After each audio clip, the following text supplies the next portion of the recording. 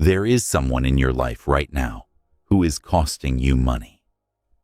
Not through theft, not through obvious financial harm, through something far more difficult to see and far more difficult to defend against. A slow, consistent transfer of your financial resources, your financial energy, and your financial trajectory toward outcomes you did not choose and would not choose if you understood the mechanism behind them. You almost certainly do not know who this person is. That is not a failure of awareness. It is a structural feature of how the transfer works. The drain is silent precisely because it does not announce itself. It arrives disguised as friendship, as family obligation, as social normalcy. And it operates continuously, in the background, reshaping your financial future in ways that only become visible years after the transfer has already happened. Solomon, the most financially sophisticated observer of human behavior in the ancient world, spent decades watching this pattern repeat across every economic class, every social structure, every generation he could observe. And he encoded what he found not as a moral warning, but as a behavioral observation. Proverbs 13:20 states it plainly, "Walk with the wise and become wise, for a companion of fools suffers harm." Not might suffer, suffers. The outcome is described as structural, not probabilistic. What if Solomon was not describing a spiritual principle, but a behavioral mechanism? What if the transfer he identified is the same transfer that Harvard researchers documented 25 centuries later, when they mapped how behaviors, habits, and financial outcomes propagate through social networks? Stay with this investigation, because by the end, you are going to understand why your financial trajectory may be partially determined by people whose names you would never associate with your finances, and exactly what Solomon observed about each type. In 2009, Harvard physician Nicholas Christakis and political scientist James Fowler published research that changed how scientists understood human social behavior. Studying data from over 12,000 people tracked across 30 years, they found something that most social scientists had not expected to find at that scale. Behaviors, emotions, and outcomes did not stay with individuals. They spread. Happiness spread through social networks. Depression spread.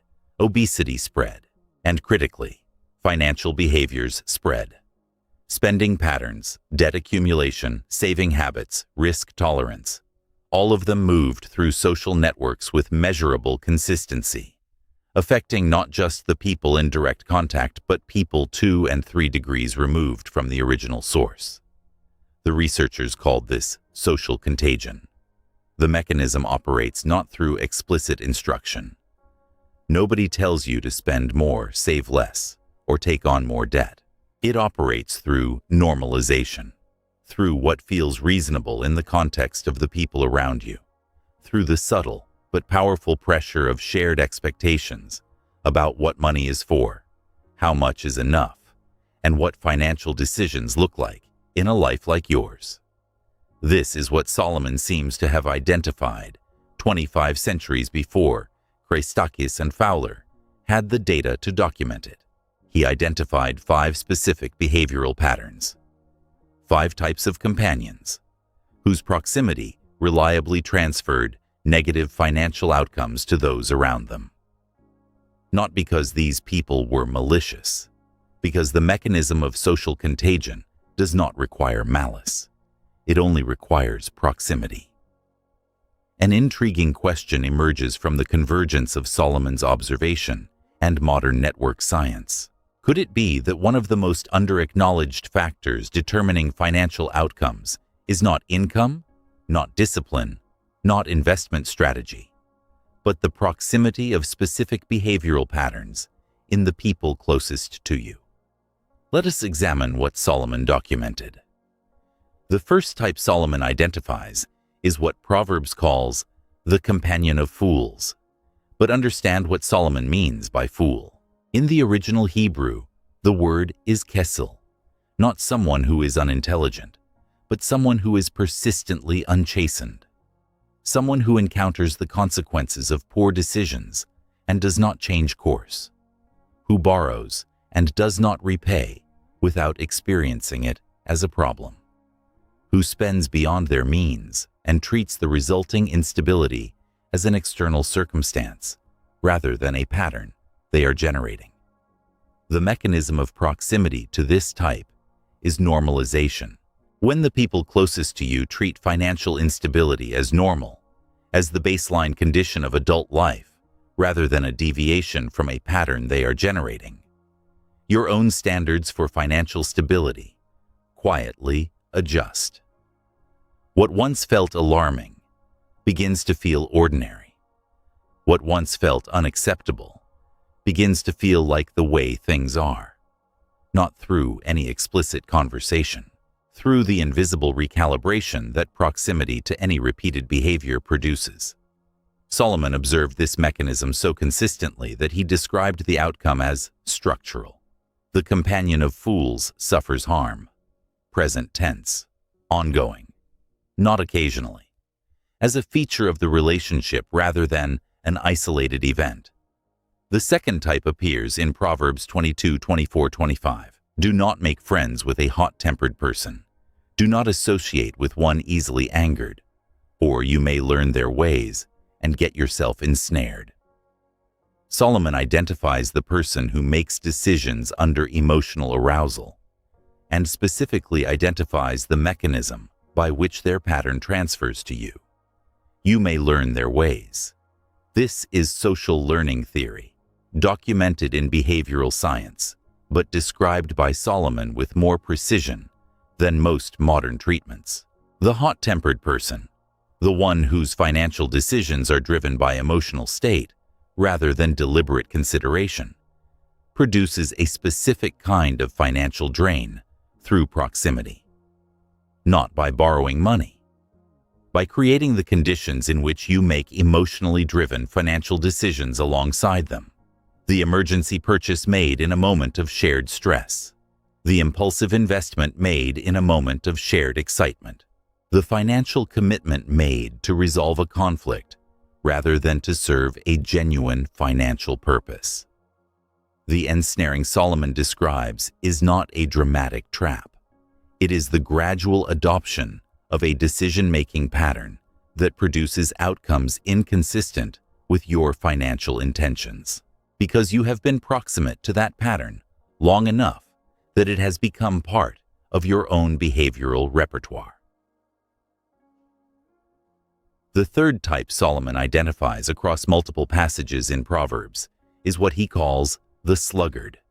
But again, the Hebrew reveals more than the translation suggests. The word is atsel, not someone who is lazy in the conventional sense, but someone who is consistently oriented toward the path of least resistance in every domain, including financial ones, who avoids the discomfort of financial planning, of difficult conversations about money, of the deferred gratification that building anything requires. The proximity drain from this type is aspirational recalibration. When the people closest to you consistently model that financial effort is optional, that the discomfort of discipline can be indefinitely deferred without visible consequence, your own tolerance for that discomfort quietly erodes.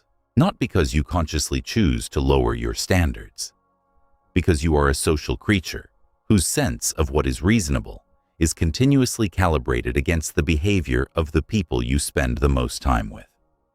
Proverbs 18:9 makes the structural observation explicit. One who is slack in his work is brother to one who destroys. Solomon is identifying equivalence between passivity and destruction in economic outcomes. The proximity drain from the person consistently oriented toward ease is not dramatic. It is the gradual attrition of the discipline that wealth building requires. The fourth type appears throughout Proverbs as the surety, the person who makes financial commitments without the resources to back them. who pledges things they cannot deliver, who enters into financial obligations on behalf of others, whose reliability they cannot guarantee. Proverbs 11-15 states it directly. Whoever puts up security for a stranger will surely suffer, but whoever refuses such an entanglement is safe. The proximity drain from this type operates through a specific mechanism that modern behavioral economists call the liability contagion. When you are in close relationship with someone who regularly overcommits financially, who pledges their word against resources that do not exist, who enters into obligations that then require rescue, you become a node in a network of financial instability that you did not originate. The rescue that feels like loyalty, the loan that feels like support, the co-signature that feels like trust. Solomon identified this pattern not as a critique of generosity, but as a structural observation about how financial instability propagates through relational networks. The transfer is not through deliberate extraction. It is through the social obligation structures that close relationships create, and through which financial instability in one person reliably becomes financial strain in the people connected to them. The fifth type is perhaps the most counterintuitive, and the one whose mechanism is most clearly confirmed by modern behavioral research. Solomon describes this person across multiple passages as the one who pursues vanity, the one who allocates resources to appearances, to status, to the visible signals of wealth, rather than to the structural foundations of it. Modern economic research has documented this pattern with precision. A 2009 study from the University of Chicago, examining consumption patterns across racial groups, found that visible status spending increased in environments where social comparison pressure was higher, and that this spending consistently came at the expense of savings, investment, and wealth accumulation. The mechanism is not that people consciously choose status over wealth. It is that proximity to high-status spending behavior elevates the perceived norm for what is financially reasonable, and individual behavior adjusts to that elevated norm without explicit decision. Proverbs 12:9 captures Solomon's observation of this pattern. Better to be a nobody and yet have a servant than to pretend to be somebody and have no food. Solomon is describing not a moral failing, but an economic mechanism. The allocation of resources to the appearance of wealth, rather than to its structural creation, is a pattern that reliably produces the conditions it is designed to prevent. And proximity to people who consistently operate this way normalizes the allocation pattern, making it progressively more difficult to resist the same gravitational pull. This is the proximity drain effect. The financial outcomes of the people closest to you transfer to you through behavior, expectation, and social obligation, not through malice. Solomon identified 5 recurring behavioral patterns that reliably drain the resources of those near them. Modern network science calls this social contagion. Solomon called it choosing companions carefully. Here is what is important to understand about what this investigation is and is not saying. It is not saying that financial struggle disqualifies someone from your life. It is not saying that proximity to difficulty is inherently dangerous. What Solomon identified, and what Christakis and Fowler documented with network data 2.5 millennia later, is something more specific than that. The transfer happens through behavioral patterns that normalize financial outcomes you have not chosen and would not choose if you understood the mechanism. The 5 patterns Solomon identified, the unchastened, the emotionally driven, the consistently avoidant, the overcommitted, and the status-oriented, transfer their financial outcomes through proximity, regardless of the affection, loyalty, or obligation that makes them difficult to see clearly. Identifying them is not a preparation for abandoning relationships. It is a preparation for seeing the mechanism clearly enough to make deliberate choices about proximity that your finances currently cannot survive being made unconsciously. Here is your specific application this week. Take the 5 types Solomon identified. Write down the name of one person in your life who most closely exhibits each pattern, not as a judgment, but as an audit. Then ask, how does my proximity to this pattern currently express itself in my financial decisions? What do I spend, avoid, or commit to because of this proximity that I would not spend, avoid, or commit to if the pattern were not normalized around me?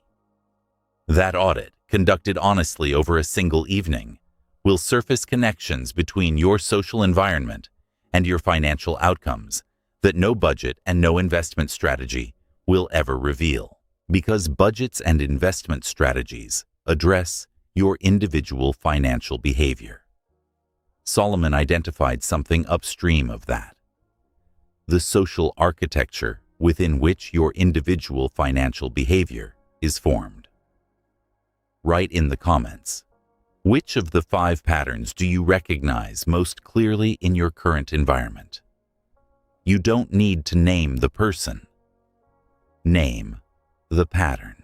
That recognition is the beginning of seeing the mechanism Solomon documented, and that you were never taught to look for. And if someone in your life needs to see this framework, not to judge the people around them, but to understand why certain relationships consistently produce financial strain, share this investigation with them. The observation has been available for 3,000 years. Most people have never encountered it as what it actually is. Shalom.